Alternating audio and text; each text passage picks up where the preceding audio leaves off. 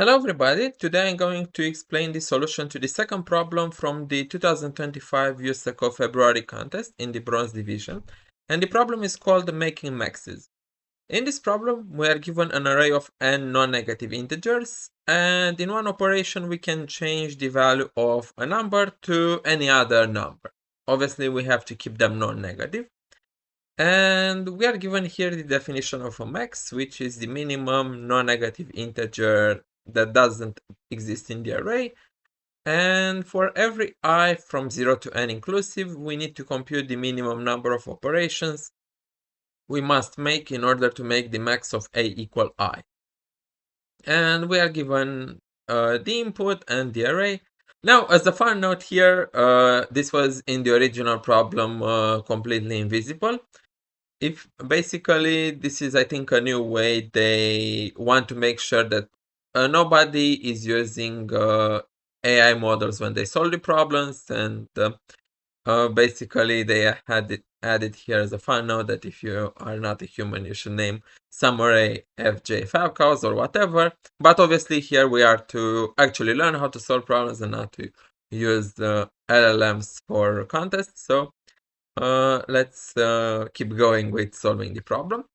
But I have to appreciate the fact that they are actually making important steps towards that regard as well. And as you see in this sample, we have the array of length 4 with 3 2's and a 0. And in order to make the max of the array equals 0, I assume that we have to change the 0 to some other value. The max is already 1. So the max is basically, like they say earlier, the smallest integer which doesn't show up in the array. And in order to make the max equal to 2, we need to remove all the 2's.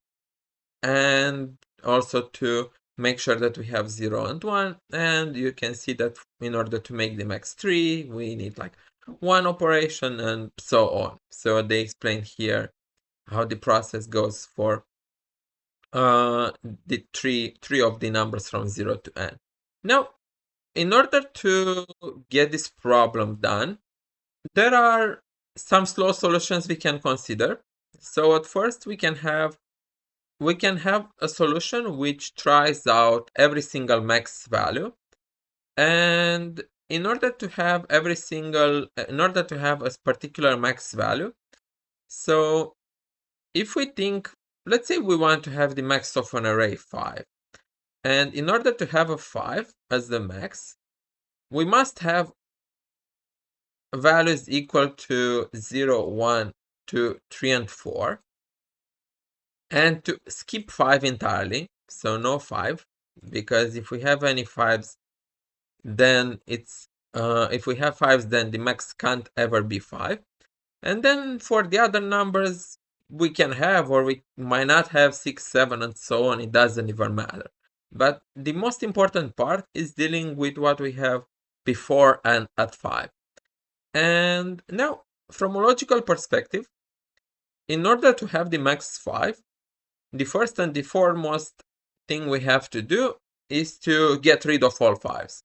So this motivates the idea of using a frequency array, where we have something like frequency of I being how many times I shows up. And in the case of this 5, the answer must start from the frequency of 5. Now let's say that we remove these values equal to 5. Now where do we place them? Now, in order to have the max equal to 5, it might be the case that some of the numbers from 0 to 4 don't show up. And in case these numbers don't show up, then we want to find a way to count how many smaller integers don't show up. So we need something like count smaller, which tells us how many integers smaller than a certain number don't show up at all in the array. And why is this important? Because we can use the moves we perform for these numbers equal to 5 in order to fill some of our gaps. Like, for example, if we have 3 5s and all of these 5 numbers wouldn't show up, we can already replace 3 of the 5 gaps with numbers which were 5. So I will say something like 5, a former 5, for example. Now, it doesn't matter which of the numbers that don't show up will now have something that used to be a 5. Because now, after doing this, after considering the frequency of the current number, as well as the number of values which are smaller, all we have to do now is to use two cases, because depending on how many numbers equal to I we have, we can either fill all of the gaps from the previous positions or not. If we can fill all of the gaps from the previous positions, then all we have to print is the frequency of the current number.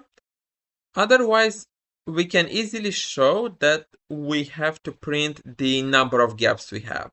And the reason for that is because even after filling some of the gaps with numbers equal to our current value, in order to fill the rest of the gaps, for example, even here, we can use something for 1 which was the former 6, and for 3 something that was the former 7, or something even bigger. Depends exactly on what numbers we have in the array. Or we can even use some duplicates, because for example, if we have 4 numbers equal to 3, then we can use even some of these to fill our gaps.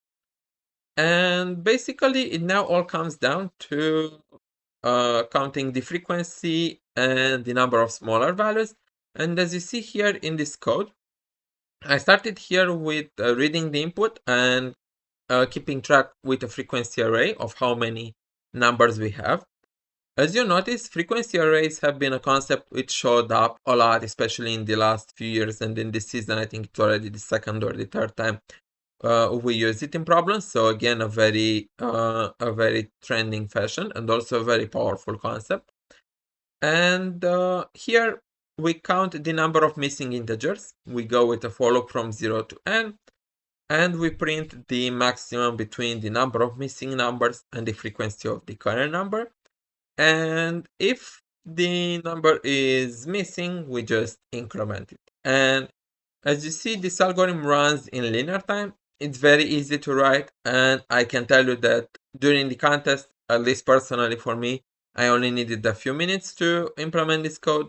But again, it's very important to get to the observations I mentioned, as it's a very important and also very common way of simplifying a problem where we have to work around mexes, frequencies, and may remind some of you of problems you might have seen on Codeforces or on other platforms.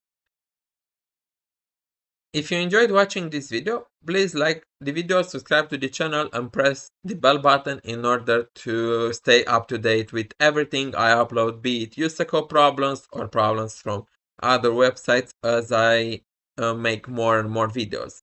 In addition, if you have any suggestions or feedback in the comments or any question, please let me know. I'm trying my best to reach out to every one of you as soon as possible and to use some of your best suggestions in order to improve my videos even more.